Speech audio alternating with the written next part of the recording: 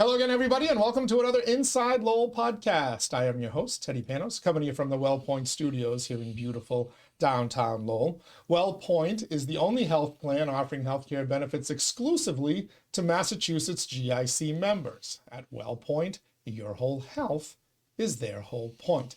And we thank our friends at WellPoint for helping to make this podcast and all of our Inside Lowell podcasts possible, along with the rest of our podcast sponsors. You'll see their logos scrolling across your screen there, but let me say a quick thank you to our friends at Washington Savings Bank. Make the switch now to Washington Savings Bank. TMI Properties, quality and value at every price point. Find your perfect space with TMI. Boston North Company, business solutions for restaurant and retail. Mahoney Oil, providing warmth and protection to Greater Lowell since 1925. Francis E. Preventure Insurance, the agency Greater Lowell has counted on for nearly half a century. And by the Massachusetts Pirates, bringing all the hard-hitting action and excitement of arena football to the Mill City. And we thank them. And of course, I thank my special guest for this podcast. A couple recognizable faces here in the Mill City and in Chelmsford as well, if you head out to Moonstones. But they're here to talk about Question 5 and the effects that would have on the industry, on the people that they employ. Question 5, of course, we had a debate yesterday. It involves raising the minimum wage for tipped employees from $6.75 an hour, which is the current tip rate, to eventually, over the course of a few years, up to $15 an hour, matching the rest of the state's minimum wage. They're both against it, so we want to get their thoughts from inside the industry. To the left of your viewing device here, whether it's your TV screen, computer monitor, or smartphone, is Scott Plath from the Stones Hospitality Group. Of course, they own Cobblestones here in downtown Lowell, Moonstones out in Chelmsford Center. Welcome, Scott. Great to have you here. Happy to be here, Teddy. Thank you. Richard Healey from the Keep is off to the right of your screen. Welcome to you as well. Thank you. Rich. Great to have you guys here. You obviously, this to me, of all the ballot initiatives, I know one is a big deal auditing the legislature, but the one that seems to be generating the most buzz and the most discussion right now is this Question 5. So let me start first. We'll ask you guys to just kind of tell me your general thoughts on it, where you stand, and why you're against it. Scott? For me, it's a really simple issue. It's a lot of misinformation being peddled by a group that started in California, activists trying to change the way we do business here in Massachusetts. The old adage of if it ain't broke, don't fix it. And the misinformation that they're peddling is that they're somehow trying to help servers in the state who make more money than anybody else who works in our industry. Thousands and thousands of folks making well above minimum wage and guaranteed to make minimum wage by law. So when they peddle information like they're trying to raise the minimum wage for servers up to 15, although what the House is paying is less than 15, we have to guarantee that our servers make $15 an hour. And nobody in my restaurant and most restaurants make anywhere close to $15 an hour. Our starting wage is $16 just for training folks who've never worked in the business, because that's the beauty of our business. You don't need to have worked in it to begin in it. And our top earners are servers and bartenders who do a great job and are experienced and professional, make anywhere from $30 to $40 an hour. They're not asking for change. They're not asking for help from a group in California. Our industry is not broken. It employs thousands and thousands of people, and our small businesses will be greatly hurt by a change that forces us to raise wages that don't need to be raised to change the infrastructure and how our people are paid. Rich, for you? I mean, I'm against it for the simple reason that the numbers just don't make sense. I mean, what he touched on in terms of what servers and bartenders make, but also in terms of what we bring in as owners. I think there is this misconception that owners are raking in the dough because people come in and see that your restaurant's busy, but they don't see everything that goes into that. And I spoke to people on both sides of this argument early on. to the point where they even put my restaurant on their website saying I was in support of it, which I wasn't, which I was very surprised. They have since taken that down. You were mentioned during Yeah. the debate yesterday as being one of the places that does. I don't know if they've said you were in support of it, but they mentioned you do something that they're advocating for. I don't, which is, all I did was talk to them. I had a very pleasant conversation with a few people there. It took them well over a month to get back to me because when I first heard of this, I reached out via email. And they have somebody who lives in New Hampshire who basically kind of organizes this. And she was unaware of all the expenses that we have to go through that make it hard on us just to operate, but also would make this borderline impossible for us. The numbers just don't add up.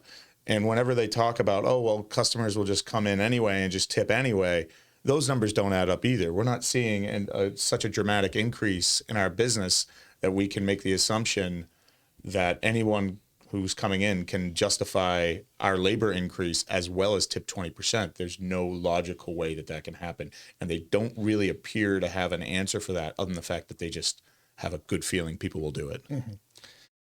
So the two of you, I guess it would be natural that the two of you as business owners would want to oppose anything that would increase your costs, whether that's payroll, produce prices, insurance, anything. So that's kind of natural. Let's talk about your staff, though, your servers, because there's an interesting phenomenon that I'm personally observing through my family's business, but also anyone that I have talked to, and that is that while the advocates for this, the Yes on 5 people say we have X amount of servers and bartenders who support this, I must be running in the wrong social circle. I have not heard one in my circle who supports this. What are you finding out? Scott, you got two places, right? I'm going to guess you have dozens of servers / bartenders combined. Yeah. You Correct? know what? What are you hearing? The whole thing is kind of insulting when, the proponents of question 5 make it sound like owners want it because owners are going to, owners don't want to pay more money. It's the servers that don't want it. We don't want it. Rich is right. We're strained. We're strained every day by everything, and particularly since COVID, even though people don't want to hear that. Our lives have been greatly affected and continue to be affected business-wise. But the servers don't want it. Ask your servers. I've been saying that for a month now. Ask your servers if they want the way they're compensated to change. And same thing. I haven't heard one server say, oh, this is going to be good for us. Again, they control their pay. They get paid 20% or more on their sales. So if they work in a place that's busy, they get 20% or more. It's almost automatic, as I heard you say on the podcast yesterday. People have a $100 bill, they tip 20. Yep. Sometimes they tip 25. Yes, of course there are people out there. There are bad actors who don't tip. But we don't change an entire industry for the small amount of people who don't get it and who don't adhere to a system that's been in place for decades. Ironically, those bad actors are generally people who come from countries where the service charge goes on the tip. Sure. And that they just figure, all right, well, I only need to leave a couple of extra dollars because the server is already getting this on the service charge, right. Which, from what I'm predicting, is where this is going to go if this passes here. You're going to have to put some kind of an additional charge on your tabs, correct? I see it as going that way. Rich might feel differently, but I think agree. we just somehow we're going to have to put the 20% on the bill and then redistribute it to the staff. And at that point, now we're judging staff performance, the strong against pitting the stronger against the weaker. Because why would I pay $30 an hour to the best? And pay the same to the person who comes late and doesn't hustle and doesn't do all their side work. Now they're all equally treated by the guest. They get, by and large, 20% of their sales. And once again, the average earnings per hour for servers in Massachusetts is over $20 an hour. I can't quote the exact number, but I think it's somewhere between 21 and 22 an hour. That's the average. Well above $15 an hour. The 15 is guaranteed by law. So nobody is not making minimum wage that's a server in this industry, and many are making $25, $30, $35 an hour. They're not asking for the change. How about your staff, Rich? The funny thing is my staff was more vocal about this than I was right out of the gate. I tend to shut up when it comes to anything that's political. From a big family, Thanksgiving can be brutal if I don't. You know, so I tend to be quiet, right? Especially after COVID. I very rarely come out and say anything politically unless I feel it has to be said. And I think nearly every member of my front of the house staff said something before I did, to the point where a few of them asked why I hadn't said anything. And then I did a post on social media that's got like 7,000 views or something now. It's been shared around the industry a bit. But that's the only reason why. I'd done my due diligence on it and kind of just sat there. And then I had friends reach out to me and asked me where I stood on it. And I wrote like a 6-page thing. And halfway through, I was like, no one is going to read this. Everyone has the attention span of a goldfish nowadays. So I'm just going to do a video. But they were all well on the no train before I said anything. Nearly every member of my staff. And the few that haven't been vocal about it have silently said to me, like, yeah, that's a no for me. You know? Yeah, and I'll jump in. I have seen the exact same things in my personal interactions. Now, yesterday, as part of our debate, the advocate arguing yes is a server, bartender. Yeah, sure is. You're doubting that. Yeah. Sure is. I'll take him at his word, but he's in favor. And I'm sure there are some out there that are in favor of it. But one of the things that would concern me and does concern me is if this passes and you start having to divvy up the tips. I'm pretty sure most places are going to do that. They're going to institute some kind of a charge and then divide the tips and whatnot. Is you have a natural, like, this relationship in a business, a restaurant, between the front of the house and the back of the house anyway. You start taking money from a bartender who's actually gotten that, earned that tip. Granted, they've gotten help from others along the way on the quote unquote the experience, but oftentimes it's their personality, their connections, their familiarity that gets that extra tip.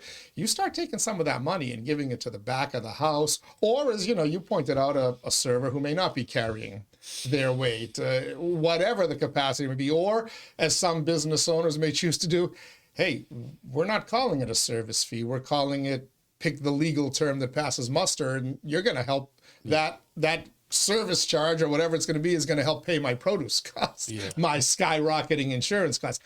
Now you've really alienated the people that this is supposedly supposed to be helping. Do you guys have any concern about that, about what it's going to do for the kind of like the morale and the inner workings of a restaurant, which aren't always harmonious anyway? I think that one fair wage, the expression is an ideal that sounds lovely. It's just unattainable. It's not real. People in Mississippi are not people in Massachusetts. And entry-level busboys at 16 years old aren't 35-year-old mothers of 3 trying to create a second income to pay bills. There's not one fair wage. And it would be ideal if everybody in our restaurant made the same amount of money and worked as a team. They call it a house pool where it works, right? And everybody's doing great and they're all paying all of their bills and taking lovely vacations. It's just not the way the world works. And I don't know, it's a different type of world, right? And so disrupting an entire industry that, listen, I think it's the back of the house. If we were going to do any advocacy, we should be fighting for how to pay more to the back of the house, which is something that our industry is trying to do in fits and starts. But every time owners try to do it, we get skewered by the general public because they think that 2% or 3% hospitality fee we're putting in our pockets and we're not giving it to the cooks. We're trying to create a more level playing field between the back of the house and the servers, who are often making twice as much as the back of the house. The servers are doing great, and they should, and we love them, and they're what bring the customers back because they smile and they're friendly and they deliver food and beverage, and that makes us happy. They make 20% of their sales, and they're making great money. They're not asking for an entire change to the way the industry pays their bills.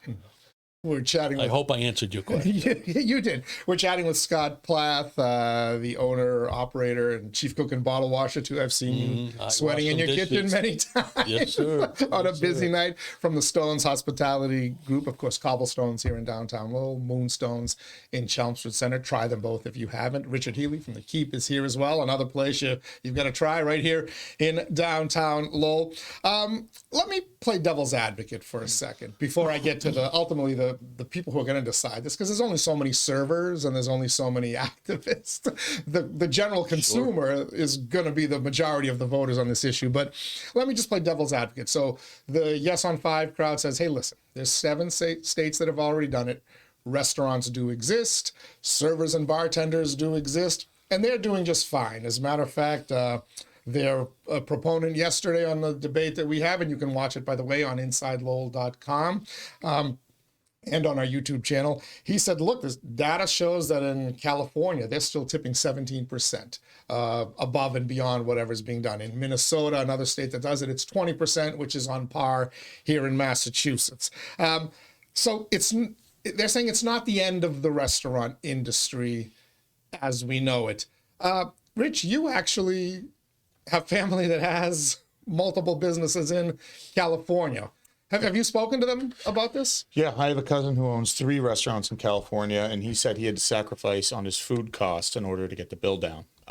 So yeah, I mean, he's at like 11% food cost right now, and so he's doing his best to put out a product that is worth people footing the bill, and he's doing his best to keep the bill where it was in terms of balancing that labor, but it's brutal on him. And it's sucked the joy out of it for him. He is a chef by trade prior to owning his restaurants. And his restaurants are in an affluent part of California. It's not like he's in a struggling area. The people there have the money to pay a little extra, but people won't. So his thing is, where do I sacrifice in terms of, my product in order to balance this labor? So I think that's the largest thing that we worry about in terms of this is, in order to justify the labor, we're going to have to pull back. And I don't want to say on the quality, but it's probably going to come from something that gets served on a plate as opposed to anything else. If you stay in business. If you end up staying in business. And one thing, a lot of those states, they're very keen to just come out real quickly and say that these states are doing fine and everything else, but they don't talk about how they're scaling up to this.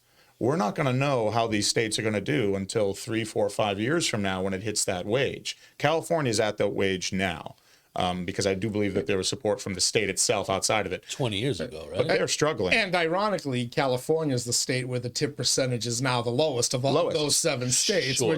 which may be connected if we see that start to happen in other states. And not only that, but the numbers they're quoting, Teddy, are tipped employees, not servers in full service mid-level restaurants, because that's an entirely different number.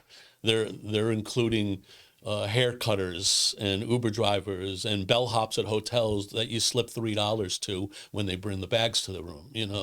It's everybody who receives tips. So it's a skewered number to advance their agenda. It's not real, and it's not the way it will work in this state. And I can tell you who's getting squeezed is mid-level restaurants. This change of structure and costing our restaurants demonstratively more money in hourly wage will just change the way we do business, and it will continue to lead restaurants to go to counter service, to get rid of servers. Their numbers in California don't quote how many people went out of business. They don't quote how many servers left the industry because they were making so much more and just found other things to do, because it's hard work and it's nights and it's weekends. And if I can't make my $30 an hour, I'll do something else. Is your cousin finding that? Is he having a harder time getting help, retaining help? Are they finding it in his surrounding businesses? Back of the house is always going to be the hardest because you're the offensive lineman, right? There's no glory and you're not getting paid as much. It is. It's always going to be the hardest. But for him, he struggles with all of it. And he didn't used to. His restaurants are wildly popular in general. He never had a problem retaining, front of the house help or attracting it. He's struggling with all that now, and it makes it hard. But I mean, California too, one thing they don't talk about on this is it's the most expensive state in the country to open a restaurant and to operate a restaurant nowadays. And there's obviously some correlation between that and that raise increase. But yeah, he struggles in general. He struggles now to find investment to open up more. restaurants because of this. I mean, it's impacted every part of, this wheel in the economy there in the restaurant business there. All right, so let's talk about the customers, the consumers, and as I mentioned, the people are going to be the largest voting bloc who will ultimately decide this. The one area that seems to be agreement both on the proponents and the opponents of question 5 is somebody's going to pay the cost, and that somebody is going to be the customer. The proponent of this yesterday said, hey, look, That's right. raise your food price. They suggested raising your food prices instead of putting a fee on. Sure. Well, whatever the case may Easy be. for him to say, by the way, because he's getting paid by this activist group. That's right. The server. So it's going to be more yeah. expensive for the customer. There does come a tipping point where a product becomes so expensive that somebody will either forego it completely or cut down on how often they use it. And this is in any industry, not just dining out or whatever.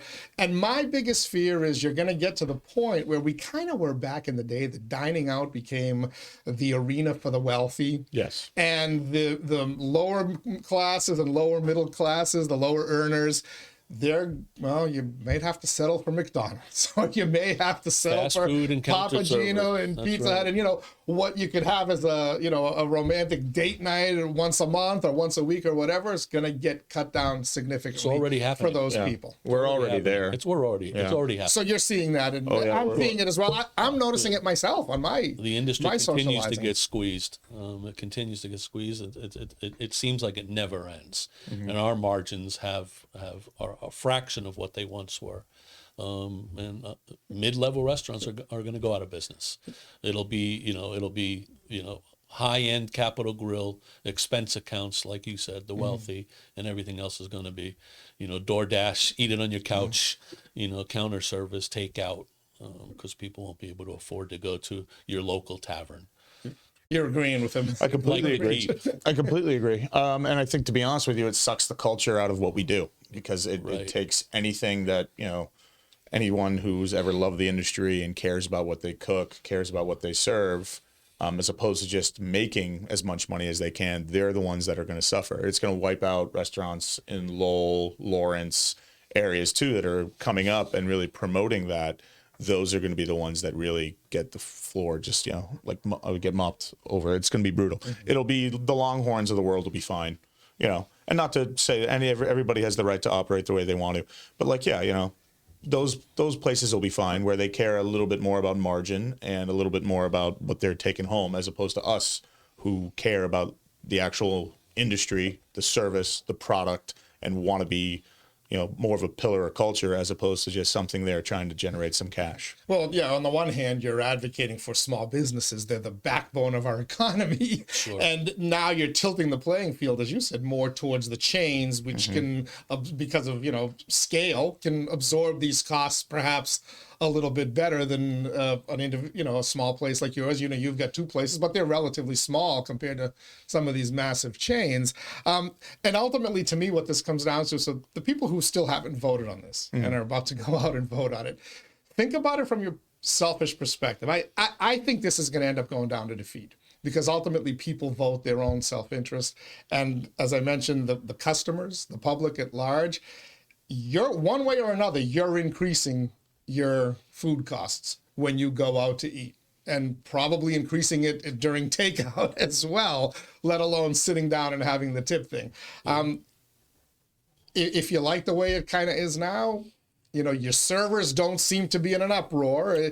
At best, what do you have? At best, you got a 50-50 split, and I'm not sure it's even that. I think it's far more, as we've discovered in our circles. Sure. It's far more servers and bartenders are against this than in favor of it. But far more. Even if it's 50-50, look at what's your public thinking here? What's their effect? What's their cost? And I think that's really how folks should kind of, when they make that decision, think of your servers and then think of yourself.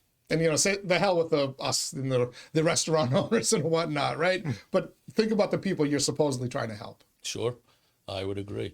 And if there are customers out there and voters out there who actually want to spend more money in our restaurants, then do it. Yeah, come do it. Then buy a gift certificate and tip an extra percentage in a system that's not broke. Yeah, well, we know when we file our taxes, there's a little volunteer box down that That's says you can right. give extra money to help society, and not many people are checking that box, as we know. I mean, we won't stop you from spending more money. We're just not trying to force you to do it. Well, yeah, like this group in California is. I think it's being plugged as kind of us against them, when in reality, everybody wants the servers to make more money. When we design our businesses with ways for servers to upsell, we want our servers to make more money, right? That's not something we don't want. We want to attract career servers, career-minded individuals 100%. who can make enough money doing this job so that they can have houses, they can take vacations, they can do all that, right? And we've designed our businesses specifically to attract that. But we're also the businesses that are going to suffer the most when this comes into play, if it does pass. And that's ironic, but I mean, that's the reality of the situation. All right. Any final words? Yeah, I think we've said it all. Speak to our servers. Come in and ask our servers if they're for a change in the structure and how they're paid, or if they're making good money. And our servers who stay with us for years and years and years are doing well by comparison in our industry. I mean, I think we provide great opportunity for folks without degrees, with flexible schedules, looking to put good money in their pockets, and they're doing that, and they're not asking for this change. There are several things in our industry that need to change, right? But it's something that has to start as an industry, like that for a whole. The way we're insured, there's a lot that goes into it, the way that we're taxed. And if those things change, be more than happy to revisit this when it's something that's practical for us. But I also think this group decided on Massachusetts this go around because they figured this may be a layup just in terms of the ideology of this state. Mm-hmm. There are states where servers make the federal minimum wage that are really suffering. And if they really want to, put their money where their mouth is, they should go and fight this fight in those states, because Massachusetts is doing the right thing for servers. They should go to those states that aren't and actually attempt it there. Excellent. And then come to us with how it's helped out all these people in the industry that do need help. But right now in Massachusetts, we're going the right way in general, trying to take care of our people. We need some more help from the state in terms of our expenses. But outside of that, if they want to fight the good fight, there are plenty of places for them to do it that are doing the wrong thing by their people already. All right. Excellent point. Scott Plath, Cobblestones, Moonstones. You got to try them out. Longtime downtown institution. Richard Healey from the Keep. You got to try them out as well. Great. Yeah, how many years for you, by the way, now? Almost seven. Almost 7. Wow. Sometimes it feels like a lot longer. It does, but then again, I didn't think it was that long. Not restaurant I would have guessed 5. So yeah, but worse than dog years. It's worse than dog years. Well, you both survived COVID, which is testament enough to how you're running and managing your businesses and the quality of them. So thank you guys for joining us here as well, and hopefully you've shed a little light for folks who are still undecided and still have not cast their ballot on this question. Vote no on 5. Vote no on 5. I'll personally endorse that as well, though I'm not sure my opinion is going to help anybody. But we appreciate you tuning in to this Inside Lowell podcast. As we like to say, Inside Lowell. If Lowell is your home, this is your place. Till next time, be safe, everybody. And don't forget to tip your server.